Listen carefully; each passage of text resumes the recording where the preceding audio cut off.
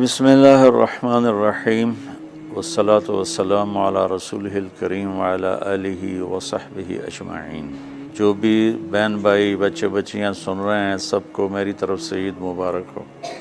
ईद की खुशी हम क्यों मनाते हैं, पहले मैं ये थोड़ा सा वाज़े कर दूँ कि रमज़ान का महीना अल्लाह ने पूरा एक हमारे लिए खुशी का महीना बनाया है, जिसमें अल्लाह की जन्नत के दरवाज़े खोल दिए जाते हैं, जहन्नुम के बंद कर दिए जाते हैं, शैतान कैद कर दिए जाते हैं, जन्नत को रोज़ाना सजाया जाता है, अल्लाह का अर्श पहले आसमान पे आ जाता है, अल्लाह की तरफ से ऐलान हो रहा होता है, कोई बख्शिश चाहने वाला, कोई हाजत मांगने वाला।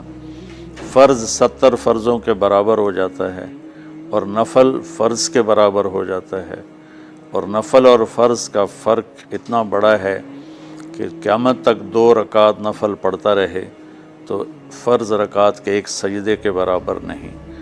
और इसमें जो मर जाते हैं अहले ईमान, उनका हिसाब नहीं होता, उनको कब्र में मुनकर नकीर नहीं आते, अल्लाह ताला उनको मुआफ़ फरमा देता है।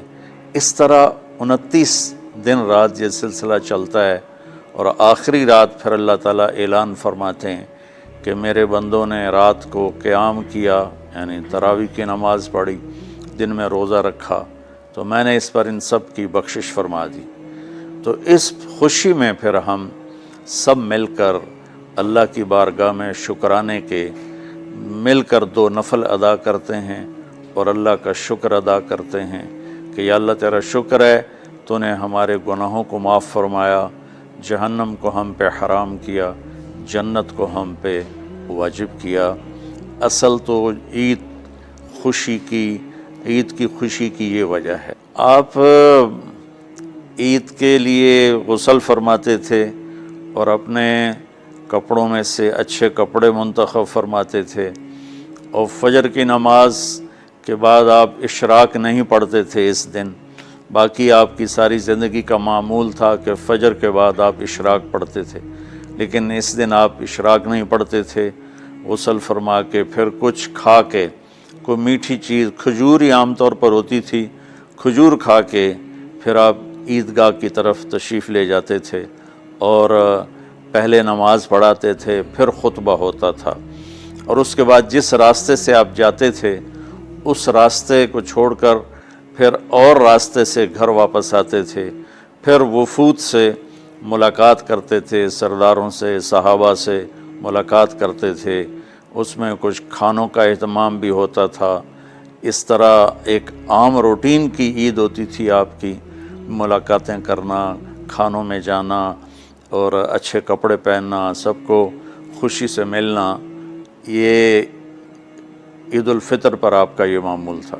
बाकी जो उदासियां हैं, डिप्रेशनें हैं, उसकी वजह आपस की मोहब्बतों का कम हो जाना है, और दुनिया की ऐसी दौड़ जिसने अपने आप को भी भुला दिया है, और आपस की नफ़रतें हैं और आपस के बुग़्ज़, हसद हैं, इन मनफी जज्बों ने हमारी खुशियों को धुंधला दिया है।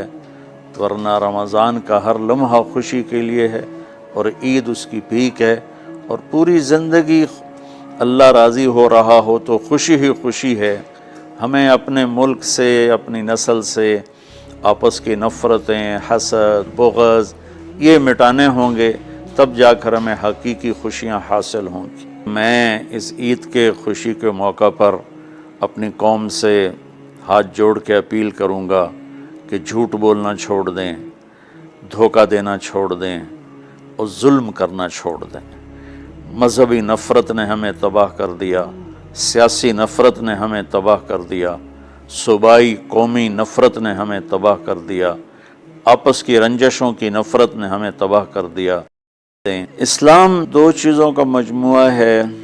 एक अल्लाह का हक़ है जो इबादत की शक्ल में है, और एक अल्लाह के बंदों का हक़ है जो अखलाकियात और मामलात और मुआशरत की शक्ल में है। ये दोनों कंपलसरी पेपर हैं, दोनों लाजमी पेपर हैं, इन दोनों में पास होना ज़रूरी है। मेरी नमाज अच्छी है लेकिन मेरी दुकान पे झूठ है تو نماز اس جھوٹ کی کمی کو پورا نہیں کر سکے گی۔ میری دکان پہ سچ ہے لیکن میں نماز نہیں پڑھتا، تو میرا یہ سچ بولنا میرے نماز کی کمی کو پورا نہیں کر سکتا۔ اللہ کے نبی نے دنیا سے جاتے ہوئے 2 لفظوں میں سارا دین بتا دیا تھا۔ جب آپ کے جانے کا وقت قریب تھا تو آپ 2 لفظ دہرا رہے تھے، الصلاۃ وما ملکت ایمانکم، میری امت میرے بعد ایک نماز نہ چھوڑنا، اور ایک امت کے غریب مسکین لوگوں سے، نوکر غلاموں سے اچھا سلوک کرنا۔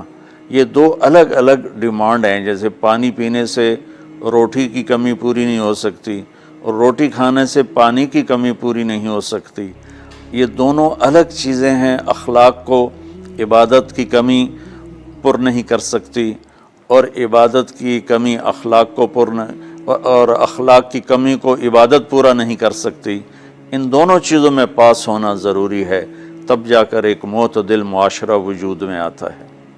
ایک حدیث سنا کے بات ختم کرتے ہیں۔ میرے نبی وضو فرما رہے تھے تو صحابہ آپ کے وضو کا پانی گرنے نہیں دے رہے تھے، نیچے سے لے کر کوئی پی رہا تھا، کوئی منہ پہ مل رہا تھا۔ تو آپ نے فرمایا ما یحملکم علی ھذا، یہ کیا کر رہے ہو؟ وہ کہنے لگے یا رسول اللہ، اللہ اس کے رسول کی محبت میں کر رہے ہیں۔ تو آپ نے فرمایا میں تمہیں بتاتا ہوں اللہ اس کے رسول سے محبت کرنے والا کون ہوتا ہے۔ فَلْيُسْتِقِ الْحَدِيثَ اِذَا حَدَّثَ، اللہ رسول سے محبت کرنے والا وہ ہوتا ہے جو ہمیشہ سچ بولتا ہے۔ فَلْيُؤَدِّ الْأَمَانَةَ اِذَا تُؤْمِنَ، جو ہمیشہ امانت داری سے کام لیتا ہے، کبھی دھوکہ فراڈ نہیں کرتا۔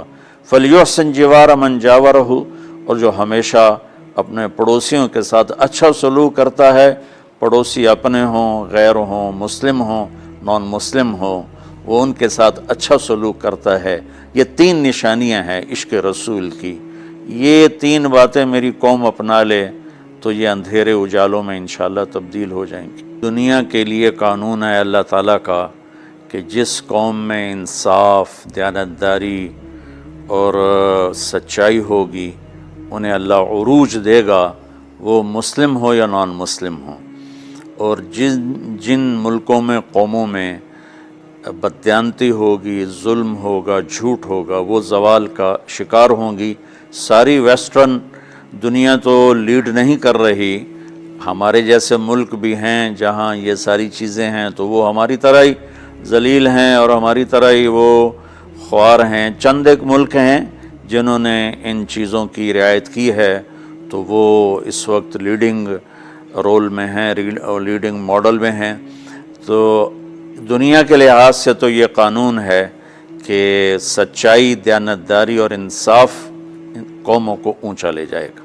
آخرت میں اللہ تعالیٰ نے اعلان کیا ان اللہ لا یغفر ان یشرک بہ ویغفر ما دون ذلک لمن یشاء۔ آخرت میں کامیابی کا آخری فیصلہ ایمان پہ ہوگا کہ اللہ تعالیٰ کا فرمان ہے میں شرک معاف نہیں کروں گا، اس کے علاوہ میں جسے چاہوں معاف کر دوں۔ تو ہماری 52 کے قریب اسلامی ریاستیں ہیں، وہ سب بری طرح اس زوال کا شکار ہیں، جس کی بنیادی وجہ یہ 3 ہے جس کو میں بار بار آپ کے سامنے دہرا رہا ہوں۔ السلام